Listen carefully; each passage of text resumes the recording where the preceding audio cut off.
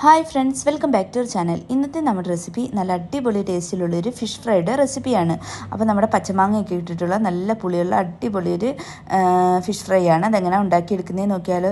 ഇതിന് വേണ്ടിയിട്ട് ഞാനൊരു മാങ്ങ എടുത്തിട്ടുണ്ട്. ഇത് അത്യാവശ്യം നല്ല പുളിയുള്ള മാങ്ങ ആയതുകൊണ്ട് ഇതിനൊരു 1/4 ഭാഗമേ ഞാൻ എടുത്തിട്ടുള്ളൂ. അതൊന്ന് നമുക്ക് കട്ട് ചെയ്തിട്ട് നമ്മുടെ ഇടികല്ലിലോട്ട് ഇട്ട് കൊടുക്കാം. അതുപോലെ തന്നെ നമുക്കിതിലേക്ക് കുറച്ച് കൊച്ചുള്ളിയാണ് ആവശ്യം. അതിൻ്റെ തൊലി ഒന്ന് കളഞ്ഞിട്ട് ഒരു 7 കൊച്ചുള്ളി എടുത്തിട്ടുണ്ട്. ഇനി നമുക്ക് ഇടികല്ലിൽ അല്ലെങ്കിൽ നമ്മുടെ മിക്സിയുടെ ജാറിലോട്ട് ഇട്ടൊന്ന് ചതച്ചെടുത്താലും മതി. ഇത് നന്നായിട്ടൊന്ന് ചതച്ചെടുത്തതിന് ശേഷം നമുക്കിതിലേക്ക് പൊടികൾ ചേർത്ത് കൊടുക്കാം.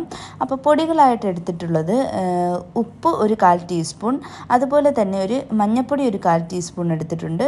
പിന്നെ നമുക്ക് ഒരു പെരിഞ്ജീരകത്തിൻ്റെ പൊടിയാണ്, അത് ഒരു 1/4 ടീസ്പൂൺ എടുത്തിട്ടുണ്ട്. ഇനി നമുക്ക് 1 ടീസ്പൂൺ അളവിൽ മുളക് പൊടി എടുത്ത് കൊടുക്കാം. ഇനി നമുക്കിതിലേക്ക് വേണ്ടുന്നത് ജിഞ്ചറും ഗാർലിക്കും കൂടെ ഉള്ള പേസ്റ്റാണ്, അതൊരു 1/2 ടീസ്പൂൺ അളവിലുണ്ട്. ഇനി നമുക്കിതെല്ലാം കൂടി നന്നായിട്ടൊന്ന് മിക്സ് ചെയ്യാം. അപ്പോൾ ഇതെല്ലാം കൂടി നന്നായിട്ട് മിക്സ് ചെയ്തതിന് ശേഷം നമ്മൾ കഴുകി ക്ലീൻ ചെയ്ത് വെച്ചിട്ടുള്ള ഫിഷിലോട്ട് ഇട്ട് കൊടുക്കുക ഈ അരപ്പ്. ഞാൻ ഇപ്പോൾ ഇവിടെ എടുത്തിട്ടുള്ളത് ചൂരമീനില്ലേ, ചൂരമീനാണ്. അതിൻ്റെ ഒരു 4 പീസ് എടുത്തിട്ടുണ്ട്. ഈ അരപ്പ് ഇതിലേക്ക് ഇട്ട് കൊടുത്തതിന് ശേഷം ഇതിൻ്റെ എല്ലാ ഭാഗത്തും എത്തുന്ന രീതിയിൽ നല്ല പോലെ ഒന്ന് കൈ വെച്ചിട്ട് തേച്ച് പിടിപ്പിച്ച് കൊടുക്കാം. ഇതിൻ്റെ 2 സൈഡും തിരിച്ച് മറിച്ചിട്ട് നല്ലപോലെ ഈ അരപ്പ് എല്ലായിടത്തും ഒന്ന് എത്തിച്ചു കൊടുക്കണം. ഇങ്ങനെ എത്തിച്ചതിന് ശേഷം ഇത് അരമണിക്കൂർ ഒന്ന് റെസ്റ്റ് ചെയ്യാൻ വേണ്ടി വെക്കാം, ഇതിൻ്റെ അരപ്പൊന്ന് പിടിച്ച് കിട്ടാനായിട്ട്. ഇനി അരമണിക്കൂറിന് ശേഷം നമുക്കൊരു പാൻ അടുപ്പത്ത് വെച്ച് ചൂടാവുന്ന സമയത്ത് ഇതിലേക്ക് ഓയിൽ ഒഴിച്ചു കൊടുക്കാം.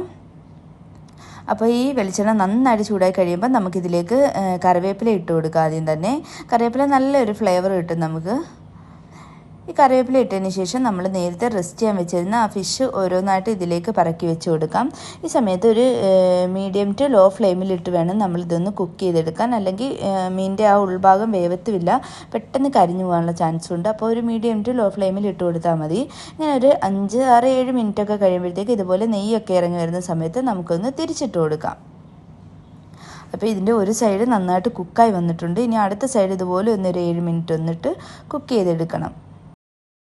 അപ്പോൾ ഞാൻ എല്ലാം ഇതുപോലെ ഒന്ന് തിരിച്ചിട്ട് കൊടുത്തിട്ട് ഒന്ന് കുക്ക് ചെയ്തെടുക്കുന്നുണ്ട് അടുത്ത ഭാഗവും. അപ്പോൾ ഇതും കൂടെ കുക്കായി വന്നിട്ടുണ്ട്. അപ്പോൾ നല്ല അടിപൊളി ടേസ്റ്റുള്ള ഫിഷ് ഫ്രൈ ആണ്. എല്ലാവരും ട്രൈ ചെയ്ത് നോക്കിയിട്ട് ഫീഡ്ബാക്ക് അറിയിക്കണം. ചാനൽ സബ്സ്ക്രൈബ് ചെയ്തിട്ടില്ലെങ്കിൽ ഒന്ന് സബ്സ്ക്രൈബ് ചെയ്തേക്കണേ. അപ്പോൾ ബൈ.